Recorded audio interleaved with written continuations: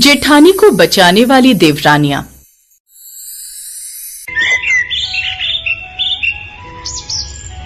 काव्या सभी लोगों को खाना परोस रही होती है कि तभी काव्या का जेठ कुणाल भी खाना खाने के लिए आता है। तभी काव्या घूंघट करने लगती है और कुणाल उसे रोकते हुए कहता है, नहीं काव्या, मेरे लिए तो तुम मेरी छोटी बहन जैसी हो, तुम्हें घूंघट करने की कोई जरूरत नहीं है।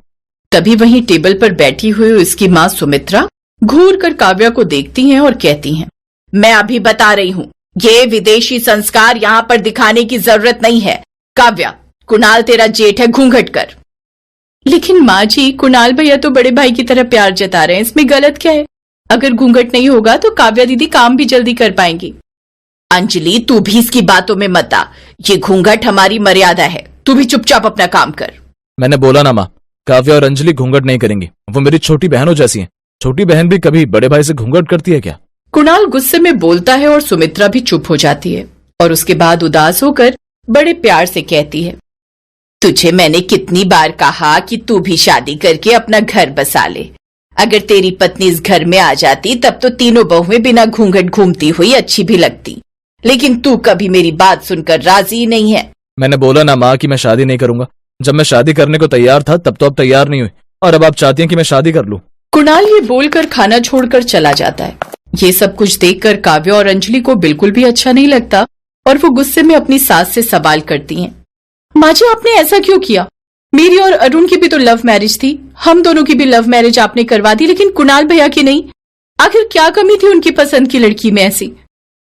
हाँ माँ जी, भैया आज भी उस बात को लेकर दुखी रहते हैं। हमें लगा था कि इस घर में सबको अपनी पसंद चुनने का हक है। बोला ना, कोई बात नहीं होगी, चल जा अपना काम कर। जितना जुबान चलाती है उतना हाथ चला लेगी तो जिंदगी थोड़ी आसान हो जाएगी तेरी। अब ऐसा ही होता है। कुछ दिन और गुजरते हैं और एक दिन कुणाल ऋतु नाम की एक लड़की से शादी करके उसे घर लेकर आ जाता है। सुमित्रा जैसी ही उसे देखती है आग बबूला हो जाती है। आखिर तूने अपनी जिद पूरी कर ही ली और इसे अब घर लेकर आ गया। ये 21 साल की हुई और इसके माँ बाप गुजर गए, उसके बाद से ये हॉस्टल में रह रही है। ना जाने कैसे संस्कार होंगे इसके, इसे घर का काम आता होगा या नहीं। मैं ऐसी लड़की को कभी अपने घर की बहू स्वीकार नहीं करूंगी। मान जाइए माँ, ये तो बहुत अच्छी है, वो इस घर का बहुत अच्छे से ख्याल रखेगी। माँ जी, अब तो ऋतु दीदी इस घर में बहू बनकर आ गई हैं, मोहल्ले वाले क्या बोलेंगे अगर उन्हें भेज दिया तो?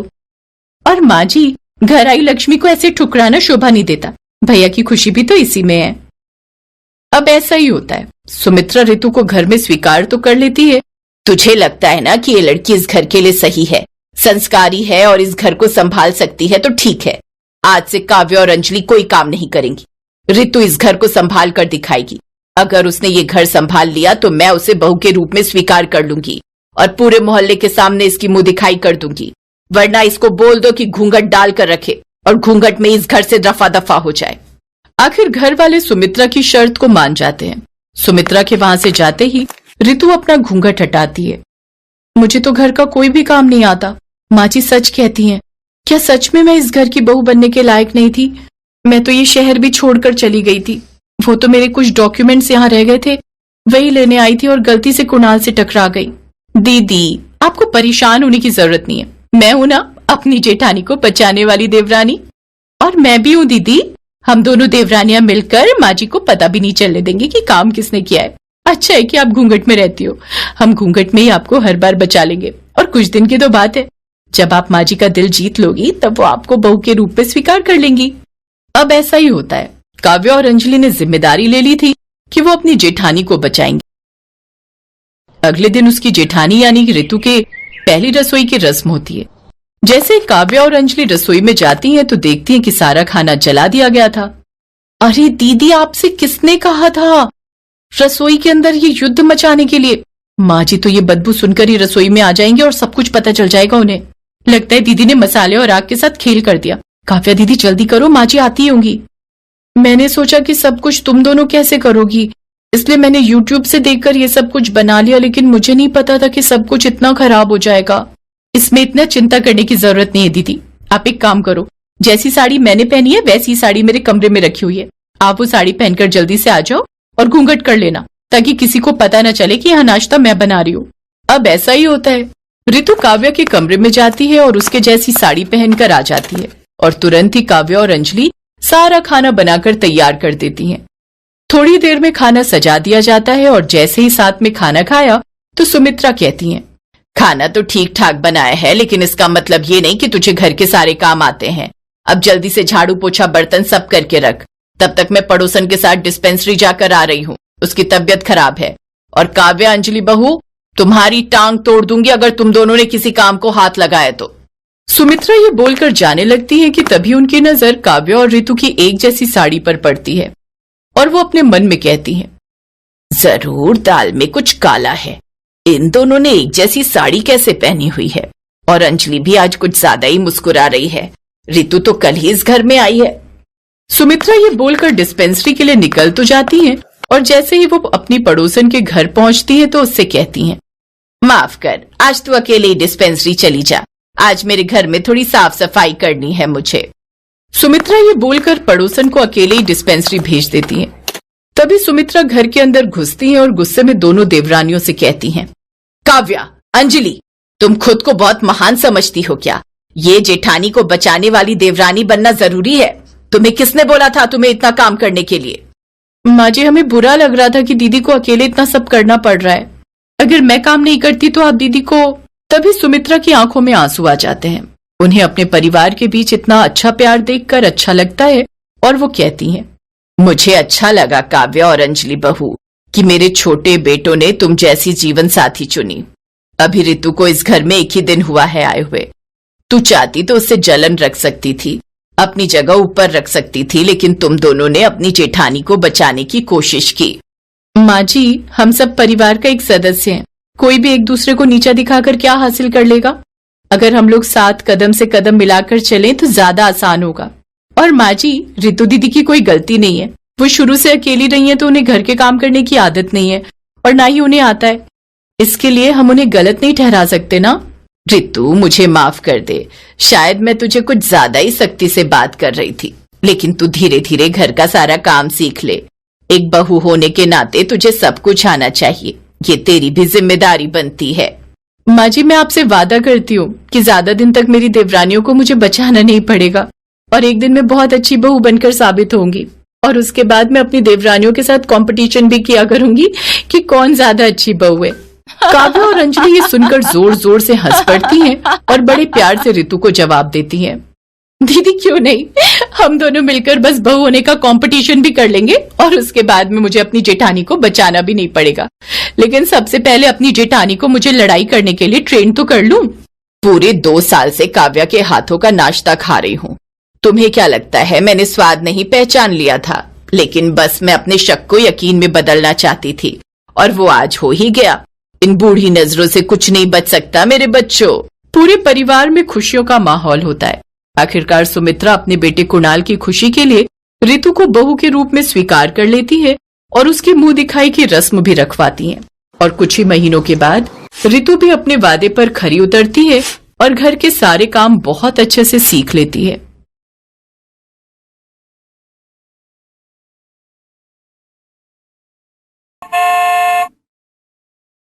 सुमित्रा देवी की 2 बहुएं थीं, दोनों ही एक से बढ़कर एक थीं। बड़ी बहू उर्वशी और छोटी बहू कोमल लोगों के सामने जितना प्यार दिखाती, अंदर से वो एक दूसरे से उतना ही चिढ़ा करती थी। ऐसे ही एक शाम जब सभी लोग एक साथ बैठकर चाय पी रहे थे, तभी सुमित्रा बोलती है, अरे ये चाय किसने बनाई है? जी माँ जी, ये मैंने बनाई है। वाह बहू, मजा आ गया। इस उर्वशी को तो कुछ भी ढंग का बनाना नहीं आता। जब से तू आई है ना, खाने पीने की तो मौज लग गई है। हाँ हाँ, सारे गुण तो आपकी छोटी बहू में है, हम तो इस घर में पागल बैठे हैं। अरे जो सच है वही कहा है, ज्यादा पिच पिच मत कर। अरे अरे माँ जी रहने दो, नहीं तो दीदी मेरी तारीफों से जल जल कर आधी हो जाएंगी। उर्वशी बुरा सा मुंह बनाकर वहां से चली जाती है और वहीं कोमल अपनी तारीफ सुनकर 7वें आसमान की सैर करने लगती है। ऐसे ही वक्त बीतता है। फिर एक दिन कोमल प्रेस कर रही होती है, तभी उसे कुछ काम याद आता है। वो बाहर जाती है और थोड़ी देर में फिर से वापस आकर प्रेस करने लगती है। ऐसे ही अगले दिन सुबह सुबह सुमित्रा कोमल को आवाज देते हुए बोलती है, अरे कोमल बहू, जल्दी से मेरी गुलाबी वाली साड़ी ले आ, मुझे शर्मा जी के यहाँ पूजा में जाना है। अब आएगा मजा। ला रही हूं माँ जी। ये लीजिए आपकी साड़ी माँ जी। वाह, ये साड़ी तो चमक रही है प्रेस के बाद। अच्छे से देख लो माँ जी, कहीं से जली तो नहीं है। वैसे भी अपनी प्रेस खराब हो रखी है। अरे ऐसी बात है माँ जी, मैं आपकी साड़ी आपको खोलकर दिखाती हूँ। कोमल सुमित्रा और उर्वशी के सामने से पूरी साड़ी को खोलकर अच्छे से दिखाती है और वो कहीं से भी जली नहीं होती। सुमित्रा उर्वशी को फिर से 4 बातें सुनाकर कोमल की तारीफ करके वहां से चली जाती है।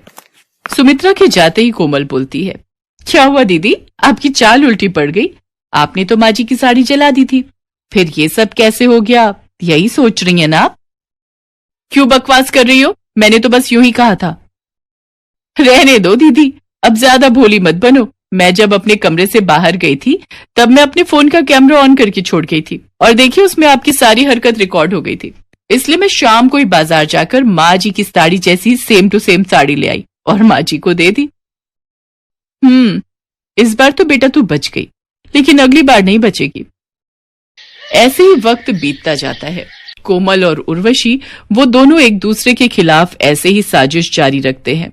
ऐसे ही एक दिन सुमित्रा अपनी दोनों बहुओं के लिए सोने का हार बनवाकर लाती है और लाकर टेबल पर रख देती है, जिसके बाद वो फ्रेश होने बाथरूम में जाती है। तभी वहां उर्वशी आती है और उसकी नजर हार के उस बॉक्स पर जाती है जिन पर दोनों लोगों के नाम की स्लिप लगी हुई थी। उर्वशी उन दोनों हार के बॉक्स को खोलकर देखती है और उन हारों की अदला बदली कर देती है और उसके बाद फटाफट से वो वहां से चली जाती है। थोड़ी देर बाद सुमित्रा आकर दोनों को आवाज लगाकर कहती है, कहाँ हो तुम दोनों? उर्वशी, कोमल, जल्दी आओ यहाँ। क्या हुआ माँ जी? जी माँ जी, आपने बुलाया? तुम दोनों के लिए सोने के हार बनवा कर लाई हूं, ये सामने रखे हैं, अपने अपने नाम की स्लिप देखकर ले लो। माँ जी को क्या लगा था मुझसे चालाकी करेंगी? भारी वाला हार इस कोमल को दे देंगी और हल्का वाला मुझे, पर मेरा नाम उर्वशी है। चालाकी करना मेरे खून में है। अरे दीदी, पहले बॉक्स खोलकर तो देखो, ख्याली पुलाव बाद में पका लेना। उर्वशी जैसे ही बॉक्स खोलकर देखती है उसकी आंखें फटी की फटी रह जाती हैं। वो जोर से चिल्लाकर बोलती है, ये कैसे हो सकता है? क्यों चिल्ला रही हो, क्या हो गया? माँ जी, दीदी के कहने का ये मतलब है कि इतना सुंदर हार कैसे बन सकता है? क्या कमाल की कारीगरी करी है सुनार ने। हाँ हाँ, तभी तो लाई हूं। वैसे इस उर्वशी के लिए हार लाने का जरा भी मेरा मन नहीं था, फिर इसका मुंह बन जाता। इसकी काम चोरी के चलते तो मैं इसे टॉफी भी ना दूं। हाँ हाँ, सारी काम चोरी तो मैं ही करती हूँ और सारा काम कोमल करती है। हाँ दीदी, सच में देखा, अब तो आपने अपने मुंह से कह दिया। आप काम चोरी करती हैं और मैं काम करती हूँ। ज्यादा मत बोल, तेरी चालाकियां मैं अच्छे से समझती हूँ। अरे अरे बस बस दीदी, बस थम भी जाओ, कहीं ऐसा ना हो आपके कारनामों के नमूने में सासू माँ को दिखा दूं। इससे पहले सुमित्रा उन्हें चुप करवाने के लिए कुछ कहती, उर्वशी अपने पैर पटकती हुई अपने कमरे में चली गई और कोमल भी उसके पीछे पीछे उसके कमरे में जाकर बोलती है, हाँ दीदी, आपने बहुत ही सफाई से हार बदला था। मैंने आपको ये सब करते देख लिया था। बड़ी ही सफाई के साथ मैंने स्लिप बदल दी और मेरा हार मेरे पास आ गया। और दीदी, आप ऐसी बचकानी हरकत कब तक करती रहेंगी? कोमल इतना कहकर अपने कमरे में चली जाती है और उर्वशी का गुस्सा आर पार हो गया था और वो गुस्से में बोलती है, बहुत हो गई इसकी मनमानी, पर इसे क्या लगता है उर्वशी से जीत जाएगी? उर्वशी वो कांटा है जो एक बार लग जाए ना तो खून चूस कर ही बाहर निकलता है। अब कोमल और ज्यादा चौकन्नी हो गई थी। ऐसे ही एक दिन पता चलता है कि कोमल प्रेग्नेंट है, जिसके बाद उसकी सास उसकी और ज्यादा देखभाल करने लगती है, जिसे देखकर उर्वशी और ज्यादा चिढ़ जाती है और उसके बच्चे को मारने का प्लान करती है। ऐसे ही एक दिन उर्वशी खीर बनाकर कोमल के पास लाती है और कहती है, मैंने अपने हाथों से खीर बनाई है, इसमें खूब सारे काजू बादाम भी डाले हैं जो बच्चे के लिए अच्छे हैं। कोमल खीर खाना शुरू करती है। वैसे ही उसकी सास वहां आ जाती है और उसके हाथ से कटोरा लेकर जमीन पर फेंक देती है और उर्वशी को खींचकर तमाचा लगाती है। फिर कोमल से बोलती है, अरे अरे करमजली नाज पिटी, तुझे शर्म नहीं आई ये सब करते हुए? अपनी ही देवरानी के बच्चे को मारते हुए। खीर में तू जहर मिलाकर लाई है ना, मुझे अच्छे से पता है। अच्छा, तो आपको पता चल गया कि मैंने इस खीर में जहर मिलाया है? क्यों कोमल, खुद तो तुम बच्चे का बहाना लेकर बेड पर पड़ी रहती हो और निगरानी के लिए सासू माँ को छोड़ दिया। वाह, बकवास बंद कर अपनी। कोमल ने मुझे कुछ नहीं बताया, बल्कि मैं खुद तुझ पर नजर रख रही थी। मुझे बहुत अच्छे से पता है तू कितनी भली है और कितनी कमीनी। अपना सामान बांध और निकल जा मेरे घर से। नहीं नहीं माँ जी, ऐसा मत कीजिए। माना कि दीदी से गलती हुई है, पर उनको इतनी बड़ी सजा मत दीजिए। वो भी इस घर की बहू है।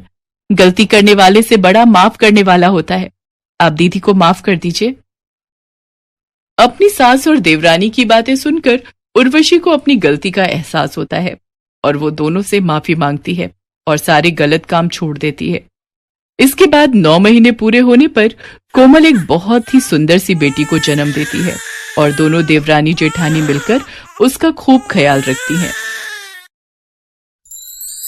Thanks for watching.